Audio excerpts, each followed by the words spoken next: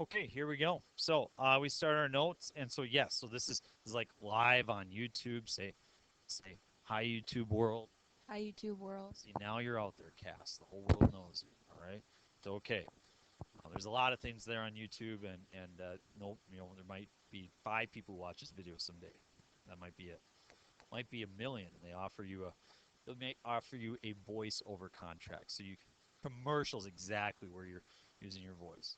Or in a Disney cartoon movie, you could play the voice of a character, and that who knows? Who knows what might come of this? Right now, my voice is really the only one that they hear. So let's talk about numbers, okay? And so then we can understand about sets, subsets, things of that nature, and see what we can understand here. All right, natural numbers, whole numbers, integers, so on and so forth. Can anybody tell me some examples of natural numbers? 1, 2, 3. Yep, 21. Natural numbers are called natural numbers because they're the counting numbers. Counting.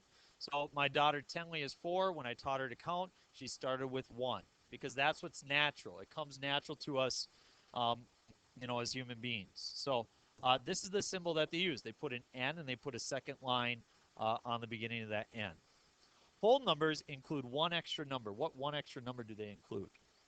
0, 1, 2, 3, so on and so forth. And we use a W symbol to represent whole numbers. Integers include something else that's special. Do you know what that is? What else might we include aside from 0, 1, 2, and 3? Negatives. So say -2, -1, 0, 1, 2, so on and so forth. Integers, we use a symbol of Z.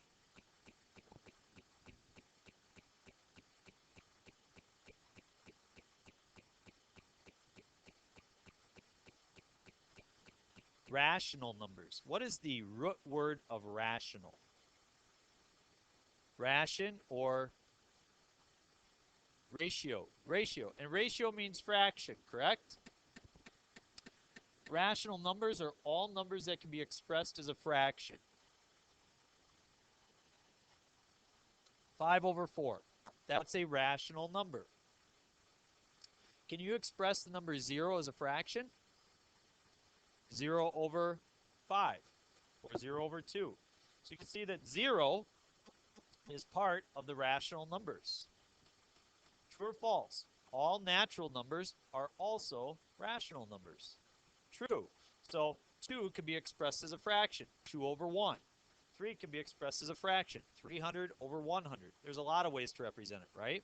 All these numbers can be represented as fractions. In fact, the number 0.3 repeating. Some people say, well, what about decimals? Yeah, 0.3 repeating can be expressed as a fraction. What fraction is that? 1/3. Yes. So any number that can be expressed as a fraction is a rational number. -17/4. Whatever that is. -4.25. So there you have it. Okay. Any number that can be expressed as a fraction is a rational number. We use a Q to represent those. And you won't have to memorize Q and Z and W and N. Okay. And then we have what we call irrational numbers. Irrational numbers can't be expressed as a fraction. Can you think of a number that can't be expressed as a fraction? Pi. Some people say, well, an irrational number is a number that goes on forever. Well, 0.3 repeating goes on forever, so that's a rational number because you can express as a fraction. Pi goes on forever. It just doesn't ever repeat. Okay? It just never repeats. So that's why we put it there. Square root of 3 or square root of 2. Very good. How about square root of 4? No, because square root of 4 is 2. That's a natural number. I'm going to put this down. We're going to learn about sine and cosine. The cosine of 60 degrees will give you an irrational number. It's actually the square root of 3/2. You maybe have heard about logarithms or natural log of 8 or something like that. Those are all examples of irrational numbers. They go on forever and never repeat themselves. It's interesting because there was a time in the world where everybody felt like the universe was designed in a way that had order and everything made sense. It was rational, and they didn't feel like irrational numbers had a part in the world. And so all of a sudden, when they were doing computation, some people said that the square root of 2 is important. Maybe you remember in geometry, this type of thing, that, if this side is 3, then this side is this 3 roots of 2. Maybe you remember that? And there were a group of people that said, no, square root of 2. And that's irrational. There are no such numbers. And other people say, well, yes, there are. We found them. And in fact, it was so tied to their religious beliefs that if you talked about the square root of 2, you know what they would do? They would burn you at the stake. I'm not kidding. I'm not kidding. They kill you. So we all have differences. Okay, we all have differences, religious differences, political differences, everything. Is everybody okay? Square root of 2? Okay. Just watch my back, because I will talk about it. So there we go. These are all called real numbers. I don't know the symbol for irrational. I'd have to look it up. So I'm going to ask you some difficult questions right now. True or false? All natural numbers are also whole numbers. True. True or false? All integers are whole numbers. False. Give me an example of an integer that's not a whole number. -1. True or false? Some rational numbers are natural numbers. True. Give me an example of a rational number that is a natural number. 2. 2 can be expressed as 2 over 1 or 4 over 2, so it's a rational number as well. True or false? Some irrational numbers are integers. False. None of these irrational numbers are within the integers at all. Okay? True or false? All irrational numbers are real numbers. True. Isn't it interesting we talk about real numbers? If there's real numbers, then there's what kind of numbers as well? Imaginary numbers. And so there's another group. They're called the complex numbers, such as the square root of -1. You remember from your class last year what the square root of -1 is? It's I. It's an imaginary number. You might say, imaginary, that's stupid. When mathematicians discovered imaginary numbers, you know what they wrote in their journals? They said, we do not know what good will ever come from studying imaginary numbers. No good might ever come from it.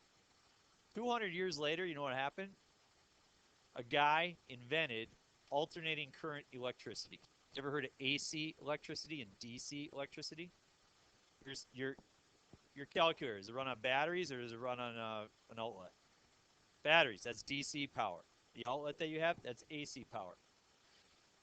Alternating current electricity was only made possible through imaginary numbers. If we didn't have it, we wouldn't have alternating current. If you didn't have alternating current electricity, you'd have to have a battery station or a power station on every block of Albert Lee. You have like what, two power plants in Albert Lee? One or two? Alternating current makes that possible. So mathematics does allow for this stuff. All right, let's try some problems instead of talking about it all. It says, interval notation. Give a verbal description of the subset of real numbers represented by the inequality. Sketch the subset on a real number line and state whether the interval is bounded or unbounded. So, read to me. What does this read? Anytime we see x, we state it this way. All numbers. All numbers what? Less than. All numbers less than 8. Why not equal to? There's no equal sign. So that's part A. All right. And then it says, catch the subset on a real number line. So I'm going to make a number line for part B. I plot the number 8. Open circle or closed circle? Open circle, because I don't have a line underneath. So open circle. And if it's all numbers less than 8, does the arrow go to the right or to the left? It goes to the left. Okay. Now, does it ever stop? Do I ever drop it back down? No. So do you think that this is bounded or unbounded? Is there ever a spot where it stops? No. So therefore it's unbounded.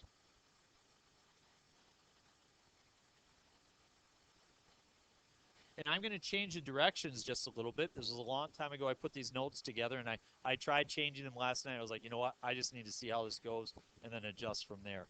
We're going to do one more. Seeing how it's in an inequality, I'm going to write it in interval notation. Interval notation requires that we put two things together and then draw it with parentheses or brackets. Okay? So I have the number 8, and what will I put here? What is this going towards over here? Negative infinity. Now, does it include the number 8? No, it does not include the number 8. So do I put a parenthesis or a bracket? Parenthesis. You can never include infinity. You can't do that. The idea is ridiculous. So we always put a parenthesis on infinity. Okay? I want you to try number 3 on your own right now. 3 is very similar to number 1. You can state a description. You can write a graph, state whether it's bounded or unbounded, and then instead of doing an interval, since this one already has an interval, write an inequality for it, okay? See if you can do those 4, okay? Work together, and then we'll put it up on the board, and you can check, see if you got it right, okay? Do your best.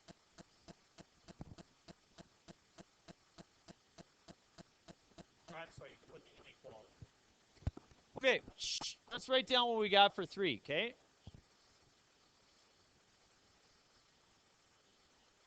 Okay, so what I'd like you to do is this. I believe that if you struggle with this type of idea, the best way to be able to do it is to simply start by drawing the graph. What number do I put on my graph? I put 3. Okay? Do I put an open or close? Because of the bracket. Negative infinity, will the arrow go to the right or to the left? The arrow will go to the left, right over here. So, now let's describe these numbers. Where the arrow is going describes numbers. These are all numbers that are less than or equal to 3. So all numbers less than or equal. Fair enough? Okay, bounded or unbounded, because the arrow goes on forever. If it has an infinity involved, it will be unbounded.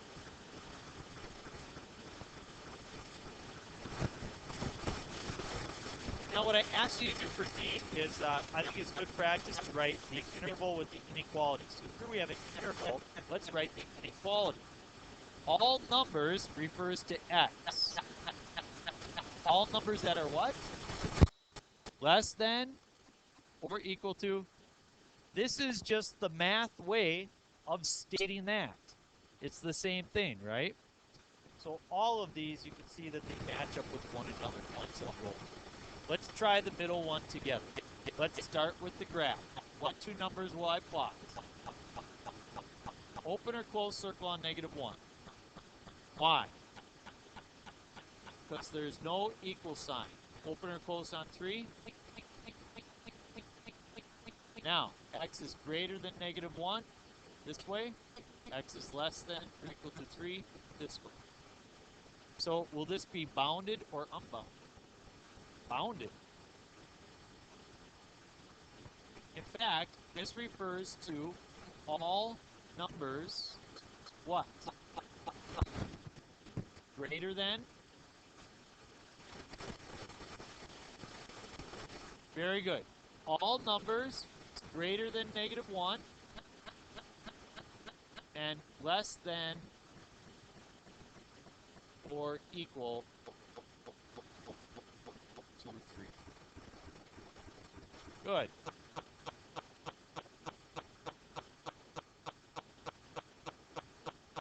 Now, I'm going to give you 15 seconds to see if you can write, for D, the interval notation.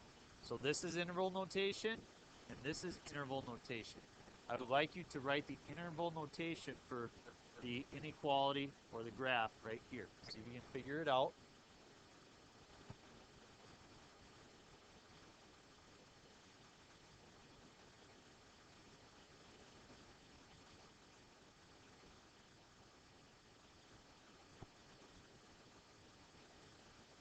Okay, what are the two numbers I write? 313, parenthesis or bracket? Very good. So that's a basic introduction into something that you should have seen before in your Algebra 2 class that we did as review.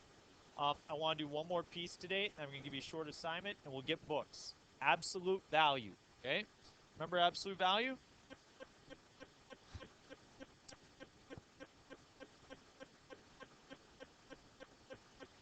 What's the absolute value of 5? That means how far is the number 5 from 0 on the number line?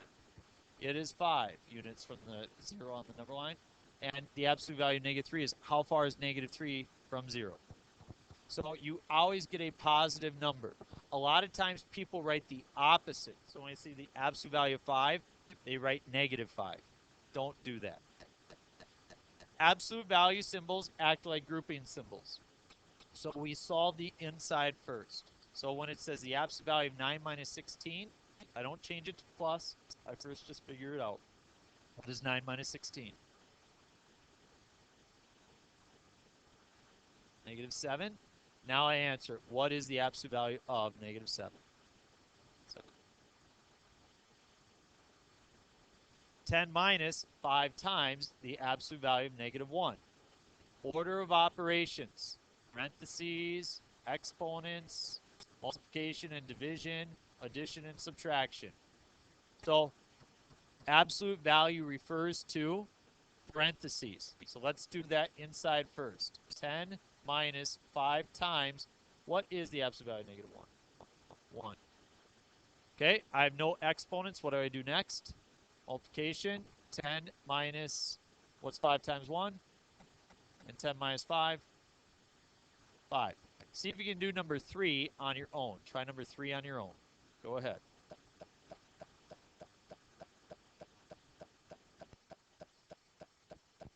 Okay. I have the absolute value of 3 minus the absolute value of negative 2 divided by the absolute value of negative 2. 5 minus 2 is 3, 1 minus 3 was negative 2, and 8 minus 10 was negative 2. What's the absolute value of 3? Minus, what's the absolute value of negative 2? What's the absolute value of negative 2? So you get 1/2. Box your answer. Okay, yes. Yes, you need to change. Yes. Some people might be tempted to do this. You guys, let me show you.